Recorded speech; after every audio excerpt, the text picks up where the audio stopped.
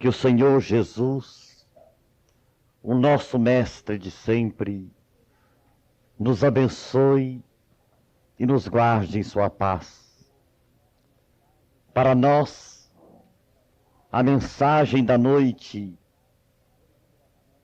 aberta por inspiração da casa, foi bastante tocante, porque nos enseja a refletir nos infortúnios ocultos, nas lágrimas, nas aflições daqueles que padecem no anonimato, e é ao mesmo tempo um remédio para todos os nossos males morais, para todos os nossos processos de obsessão, porque apresenta-nos a sugestão do trabalho, e no trabalho nós encontramos a libertação de nossas almas, vencermos o egoísmo,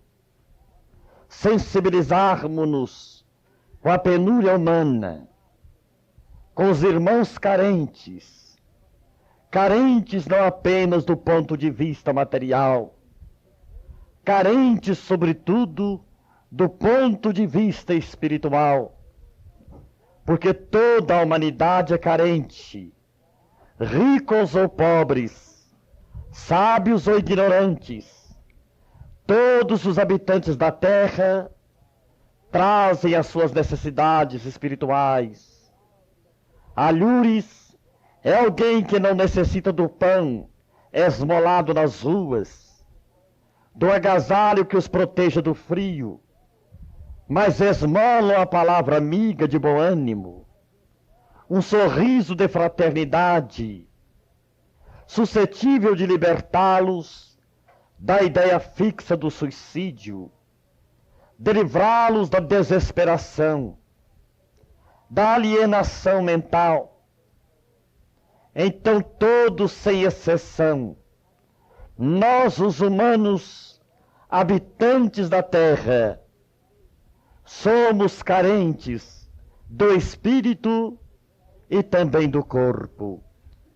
E o Evangelho segundo o Espiritismo, ao mesmo tempo que consola, adverte, dá-nos a receita ideal para a cura das nossas infecções morais, dos nossos males, concitando-nos a irmos ao encontro daqueles que padecem num grabato de dor sem se queixarem.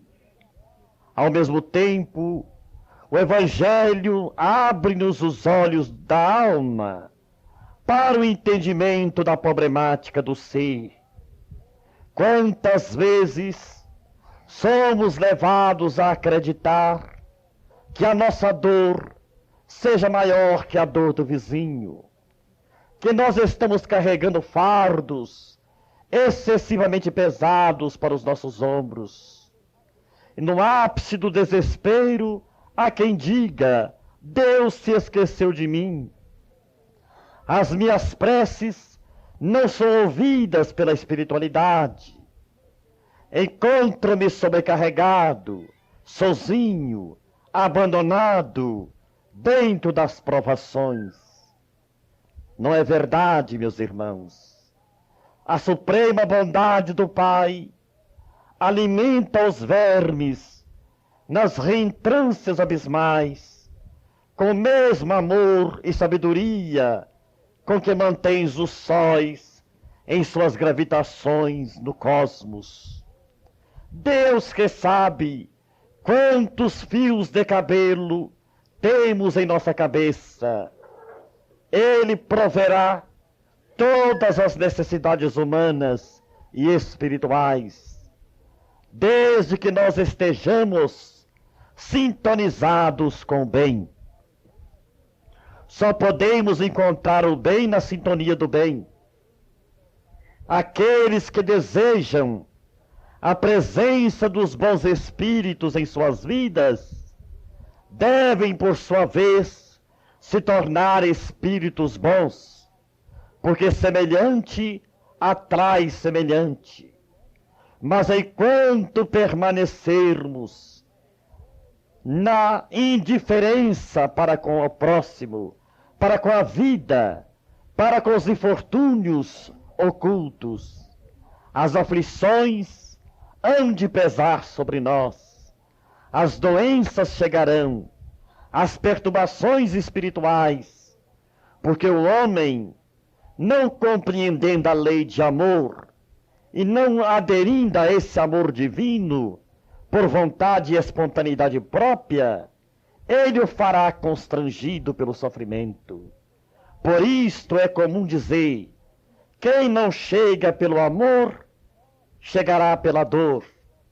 E nós que estamos vivendo períodos de grandes sofrimentos coletivos, nós que contemplamos a humanidade assoberbada, aflita, vivendo ápices de tormentos morais e de calamidades físicas, devemos compreender que todos somos irmãos, porque Deus é o Pai de todos. Nós não temos dois princípios, apenas um que é Deus. Fazemos parte da mesma constituição, que é a terra, e estamos caminhando para o mesmo fim, que é a perfeição. Somos humanos, nossos corpos foram feitos da mesma pasta, e não há quem não sofra sobre a terra. Grandes e pequenos, do ponto de vista social e econômico, todos têm uma entrevista com o sofrimento, com a dificuldade, com a tribulação, porque a terra atravessa períodos de tribulação. E o Evangelho então vem de nos receitar a fórmula ideal de amenizarmos as nossas dores, torná-las menores, concitando-nos a darmos de nós em favor dos outros. Quantos de nós passamos a vida inteira sem visitar um hospital? Só vamos lá quando algum parente, um amigo muito querido, lá se encontra. Do contrário, nós não visitamos os hospitais. Quantos de nós acreditamos que o homem que cometeu um crime deve permanecer nas prisões, esquecidos da sociedade, e passamos a vida inteira sem nunca dirigirmos os nossos passos na direção de um presídio?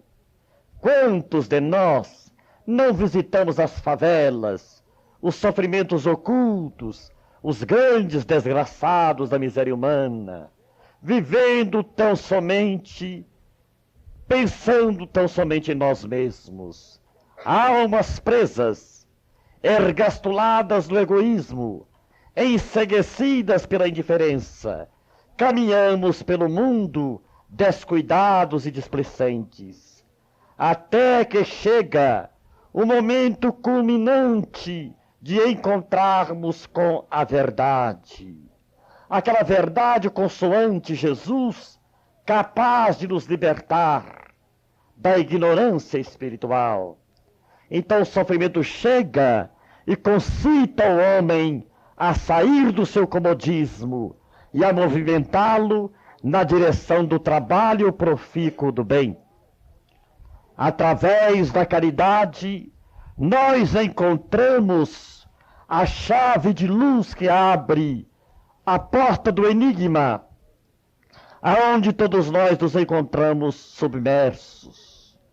Vamos entender, meus irmãos, que tudo em a natureza se revela em lições proveitosas.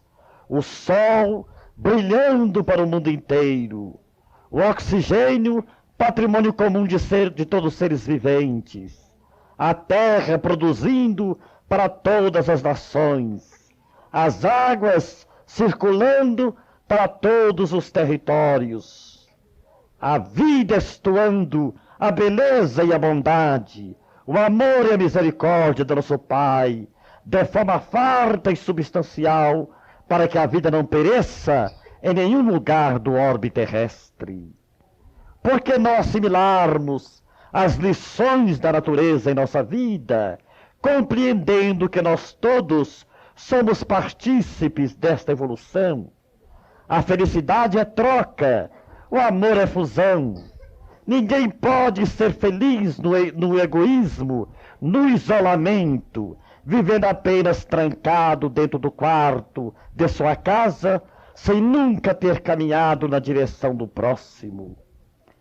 À medida que vamos entendendo a beleza da doutrina espírita em nossas vidas, vamos compreendendo que o Espiritismo é a presença de Jesus, não apenas consolando a humanidade, mas também educando o homem para a vida eterna, instruindo o espírito para as lições imperecíveis do eterno bem. Então a receita nos foi dada nesta noite, que todos nós possamos pô-la em prática e buscarmos o convívio estreito, mais próximo com o próximo, a fim de beneficiá-lo de alguma forma, seja em suas necessidades materiais ou em suas necessidades morais, espirituais. A sociedade humana sofre. Se nós sairmos em todos os lares de Araraquara, se batêssemos de porta em porta, ninguém nos diria: eu sou totalmente feliz. A plenitude da felicidade vive aqui. Em toda casa vamos encontrar um enigma de dor, de lágrima, de preocupação, de aflição, de carência. Falta alguma coisa, além dos móveis bonitos, dos carpetes, dos ornamentos caseiros, da mesa farta. Há sempre uma lacuna na alma e um vazio no coração, que somente a caridade pode preencher substancialmente. Por isto, nós que almejamos a felicidade, nós que estamos procurando a paz, vamos compreender que a felicidade só é possível na medida que nós tornamos os outros felizes. A nossa paz se nos advém a maneira como nós estamos dando paz aos outros. Então o Evangelho nos concita a sairmos do nosso comodismo e vibrarmos com aqueles que padecem mais do que nós. São milhões as grandes dores anônimas, as lágrimas que jorram dos olhos do mundo inteiro. Mas todos nós, que hoje estamos aqui, trazidos por necessidades múltiplas, as mais diversas, ouvimos atentamente o receituário divino para os nossos males. É o trabalho do bem. À medida que o homem ajuda, será ajudado. À medida que o homem coopera, ele receberá cooperação. Deus não dá, Deus retribui. A maneira da terra, que só produz quando recebe a semente do lavrador. Se o homem planta, colherá. Também assim ocorre com o próximo. Afirmara Jesus aos discípulos: dai e dar-se-vos-á. E mais tarde Francisco de Assis ensinaria: é dando que se recebe. E Allan Kardec preceitua: fora da caridade não há salvação. Então temos conosco a luz da compreensão superior. A nossa felicidade nasce da felicidade que damos ao próximo. Se todos nós praticássemos o bem, o mundo já seria um paraíso. Não haveria penúria, não haveria fome, não haveria solidão, não haveria abandono, miserabilidade, porque todos se amariam como verdadeiros irmãos que somos, filhos do mesmo Deus, habitantes do mesmo universo. Mas enquanto perdurar em nós o egoísmo, nós jamais poderemos dizer que somos felizes, porque carregamos conosco o maior inimigo de nossa felicidade, que é o egoísmo. À medida que nós vencemos o egoísmo, nós vamos encontrando a alegria de viver, a paz do coração, a saúde da alma e do corpo. Então não é difícil ser feliz. Basta que nós queiramos ardentemente ser felizes, saindo de nós, buscando os outros. O mandamento maior da lei: amar a Deus sobre todas as coisas, de toda a nossa alma, de toda a nossa sabedoria, com toda a pureza do nosso coração. E o segundo, semelhante ao primeiro, amar o próximo como a si mesmo. Ninguém pode amar o pai menosprezando-lhes os filhos. Ninguém pode amar a causa ignorando o efeito. Como nós poderíamos amar o desconhecido se nós não amamos aquilo que conhecemos? Por isto, para dizermos que amamos a Deus, temos que amar a sua obra, temos que respeitar a criação, temos que ter espírito de compreensão e de solidariedade, porque todos nós, os habitantes do universo, estamos interligados uns aos outros por elos de luz imperecíveis, pelo magnetismo indestrutível do amor divino. E se nós falhamos no compromisso de amar, no compromisso de compreender, de perdoar, de sermos úteis, nós estamos criando um colapso de forças nesta usina de luz, entrando em curto-circuito do coração. É aonde o homem sofre, é onde ele padece as mais dolorosas obsessões, e enxameia por todo lado, por toda parte, os milhões de carentes em nossa vida.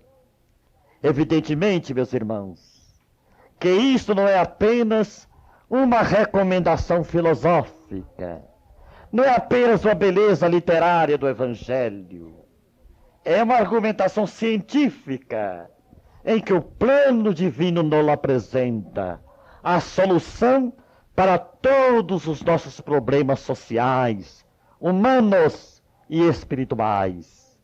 A caridade.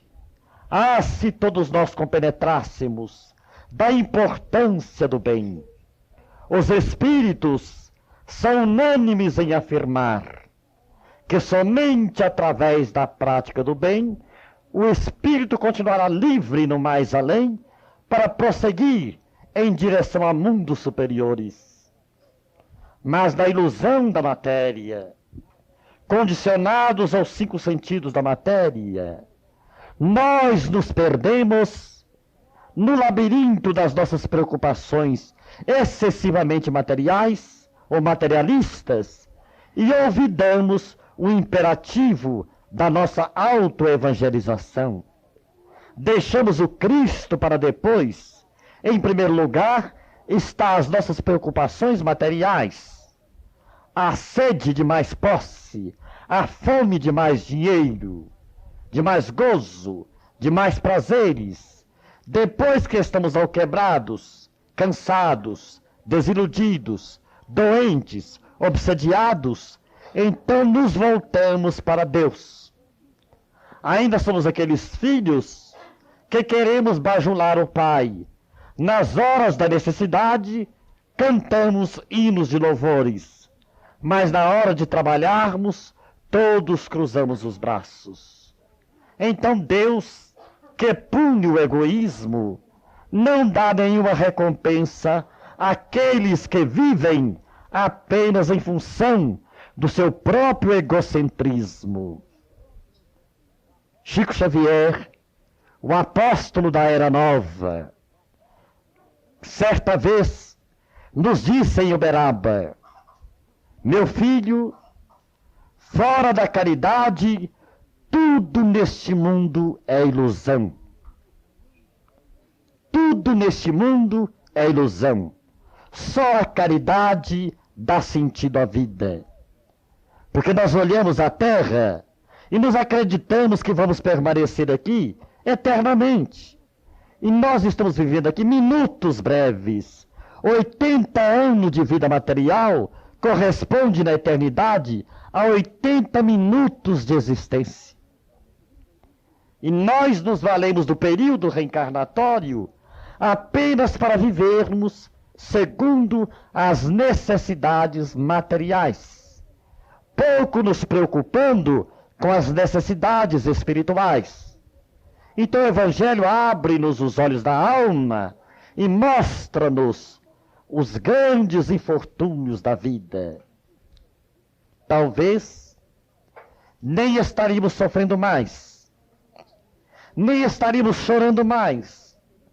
Os nossos problemas já teriam desaparecido se nós houvéssemos desde mais cedo procurado os infortúnios ocultos a fim de sentir como se fossem nós, na nossa pele, a dor do semelhante. Somos todos irmãos, queridos irmãos. Somos todos filhos do mesmo Deus. Para o espírita cristão, não existe estrangeiros. A nossa família habita todo o universo, não é apenas toda a Terra, todo o universo infinito. E nós estamos aqui, na Terra, como sendo a grande família humana. E se todos nós tivéssemos um pouco mais de solidariedade, um pouco mais de compaixão, um pouco mais de boa vontade, quantas desgraças seriam socorridas, quantas aflições seriam consoladas, quantos suicídios seriam evitados, quantos homicídios, nem podemos enumerá-los. Mas isso não ocorre porque todos nós estamos buscando Deus apenas na oração. Então vamos analisar a palavra oração. Ora mais ação. Orar trabalhando, orar arando, orar agindo, orar servindo, contribuindo, porque a fé espírita não é uma fé entorpecida, não é uma fé inerme, é uma fé ativa, laboriosa, operante, dinâmica. É uma fé que transpira o suor pelos poros da alma e pelos poros do corpo. É uma fé que coopera com a humanidade. Nós não podemos conceber um espírita de braços cruzados ou com as mãos no bolso, indiferente à necessidade do próximo. Então há pessoas que calejam os joelhos, fazendo votos e mais votos, mas nunca foi na casa do vizinho, nem para dar um bom dia. Nunca saíram de si para sentir a dor dos órfãos, das viúvas, dos hospitalizados, dos que passam fome, frio e penúria. Então nós não podemos nunca pensar que Deus vai atender a esse tipo de oração, a oração dos preguiçosos, a oração dos ociosos, aqueles que pedem, pedem, pedem, mas nunca fazem nada. Mas à medida, diz Humberto de Campos, que determinado devoto procurava um encontro com Jesus, foi em vários centros espíritas, em várias igrejas, em vários cultos espiritualistas, lera, pesquisara, bibliotecas e bibliotecas, mas sempre ele voltava para casa com a alma vazia, melancólico, triste, desgostando da vida, até que uma noite ele ouviu um choro de criança. Caminhou-se na direção daquele choro e viu a criança abandonada na rua por alguém. Ali está um entezinho desprotegido em plena noite. Num átimo, ele tirou o paletó, embrulhou a criança, aconchegou-a de contra o coração e foi feliz para casa. Naquela noite ele viu Jesus. E Jesus lhe disse: filho, em vão me buscavas nas bibliotecas, nos templos religiosos. Eu só tenho um encontro marcado, o encontro marcado com a caridade. O momento que você compadeceu de uma criança, você me encontrou. Quantos de nós, meus irmãos, copiamos o devoto, apenas Oramos, cantamos e oramos, mas não trabalhamos, não nos esforçamos, vivemos apenas em função da família. Mas nós nos esquecemos que a nossa família também é a humanidade.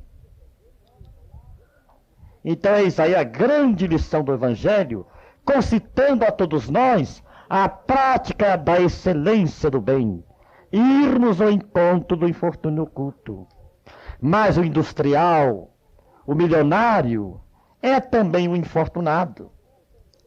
Se ele não necessita de dádivas materiais, ele está carente de uma palavra amiga, de uma prece, de um minuto de atenção, de um diálogo amigo, a fim de que ele possa a fim de que ele não venha sucumbir-se ante as amarguras do coração, as provas que ele tem dentro do lar, um filho doente, uma esposa doente, um filho problemático, ou ele portador de uma úlcera estomacal.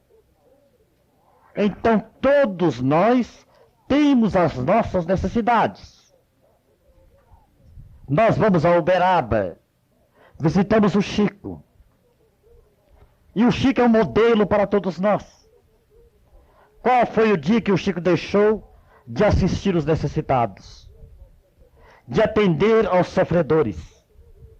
A vida toda do Chico, ele está com 76 anos de idade, nunca teve 2 dias de praia, nunca teve tempo para ir a um cinema, a um clube, sempre voltado para as lágrimas, as aflições, os gemidos, a carência afetiva dos que lhe batem à porta do coração. Se vamos a Uberaba num sábado, vemo-lo no bairro do Passo Preto, distribuindo tudo aos necessitados. Amor, dinheiro, pão, gêneros alimentícios.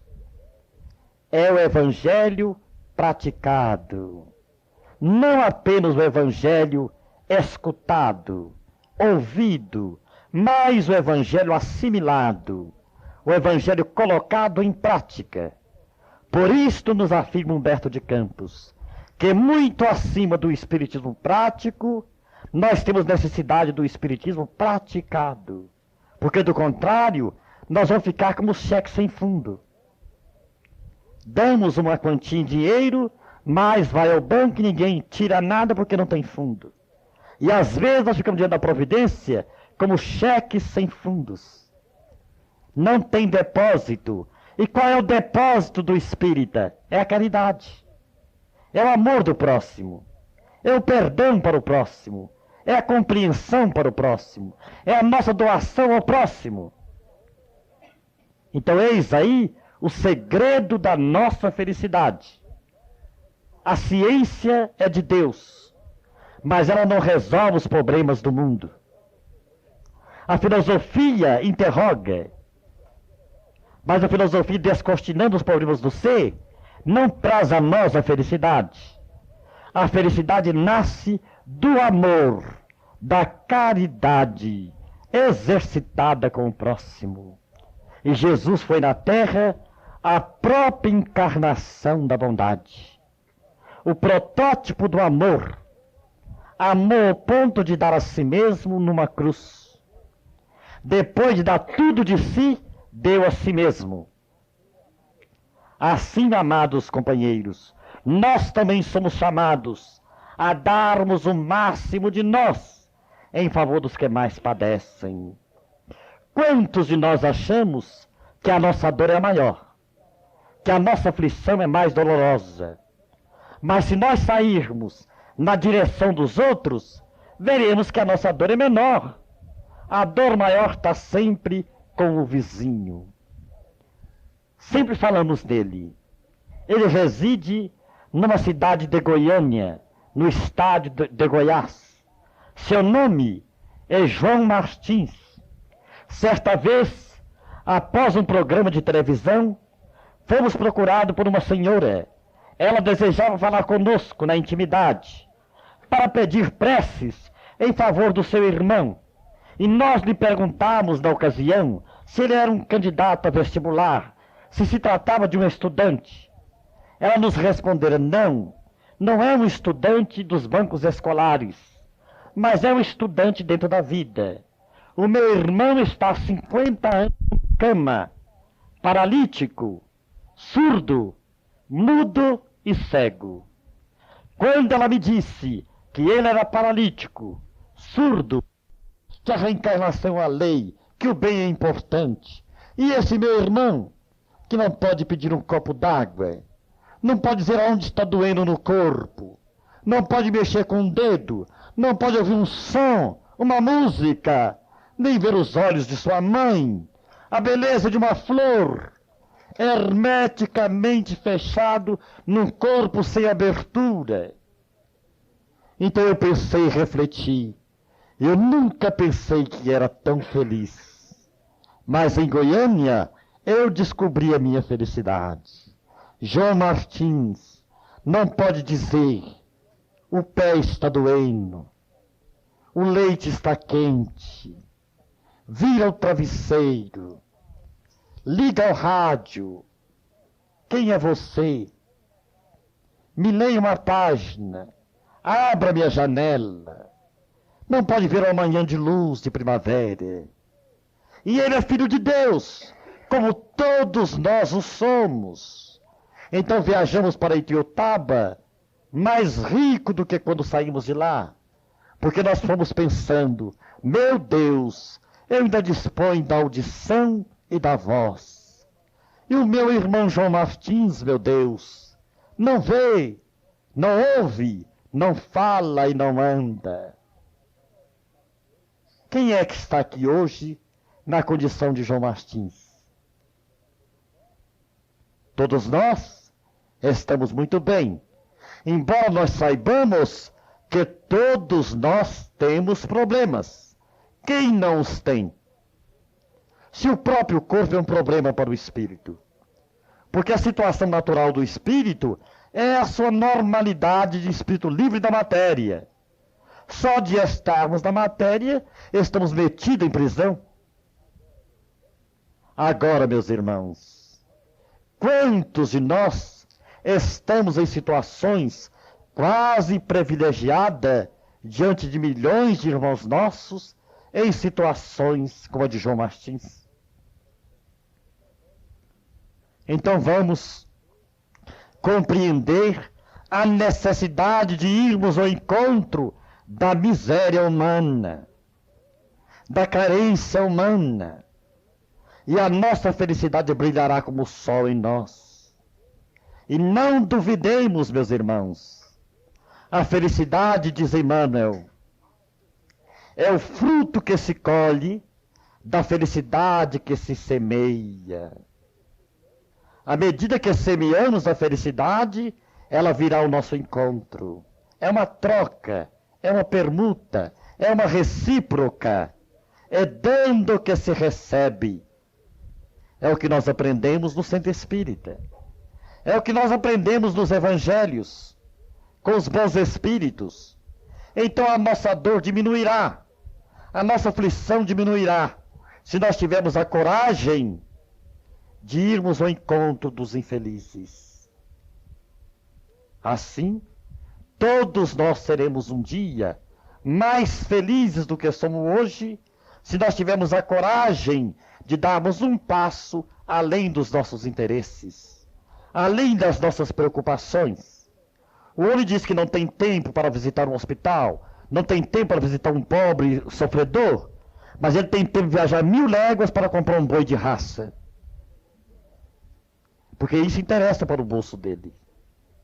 Ele tem tempo para a indústria, porque isso interessa para o bolso dele. Ele só não tem tempo para Deus. Então nós vemos no livro Dramas do Cotidiano, da Zíbia Gasparetto, a história de um industrial que visitou a sua indústria no domingo de manhã, no carro do ano, para ver se tudo estava em ordem. Quando ele voltava da indústria, um caminhão de grande porte bateu em seu carro e ele foi levado para o hospital em estado de coma. Ele fora do corpo, no estado de comatoso, Ele fora do corpo dizia aos espíritos: me deixe viver mais um pouco, eu não quero desencarnar agora, eu nada fiz pelos outros, agora eu sei que a vida continua, dá-me uma oportunidade, pelo amor de Deus, deixa eu voltar ao corpo, não me leve agora. Os amigos espirituais lhe diziam: não, Alfredo, você viveu 50 anos na Terra, e em 50 anos você só pensou no clube de campo, na família, nos passeios, nas praias, no dinheiro. Agora você quer mais tempo, o seu tempo está esgotado. E enquanto os familiares choravam numa sala contígua do hospital, Alfredo deixou o corpo naquela manhã, rico industrial, que não pôde voltar para casa. Quanta surpresa, meus irmãos! Quanta surpresa! Às vezes nós vamos viver 80 anos e não vamos aos 30, não vamos aos 40. 80 anos não quer dizer vida bem vivida, porque há pessoas que vivem 90 anos na preguiça, na inércia, no comodismo. Apenas exploram o planeta, mas não retribuem nada à Terra, e voltam ao plano espiritual enferrujados, necessitados de movimento. Voltam a reencarnar em situações difíceis para aprenderem a ser bons. Não vamos perder a oportunidade. Comecemos hoje visitando alguém. Às vezes, a nossa própria família espera por nós. Há quem fique 10 anos sem ver um pai, muitos anos sem ver um tio, um parente, completamente desligados afetivamente, por não terem tempo, porque o tempo para eles é dinheiro, preocupados com muito dinheiro. Então, para esses que estão preocupados com muito dinheiro, há um aviso dos espíritos: a túnica do espírito não tem bolso, da espiritualidade não tem talão de cheque. Lá o único depósito é a caridade. Fez a caridade, luz, amor, paz, harmonia. Não praticou a caridade, sofrimento, lágrima, loucura, perturbação. Então vamos perguntar como está indo o nosso depósito espiritual. Não os nossos depósitos bancários, os nossos depósitos espirituais. Será que nós estamos investindo no próximo? Então, feliz daqueles que investem no próximo, aqueles que saem em busca das sombras dos que sofrem, das dores humanas. Estes um dia serão muito felizes. Então vamos pensar na importância da caridade e trabalhemos, amados irmãos, um tanto mais pelo próximo, e os nossos problemas, todos eles, sem exceção, serão solucionados. Que o Senhor nos abençoe.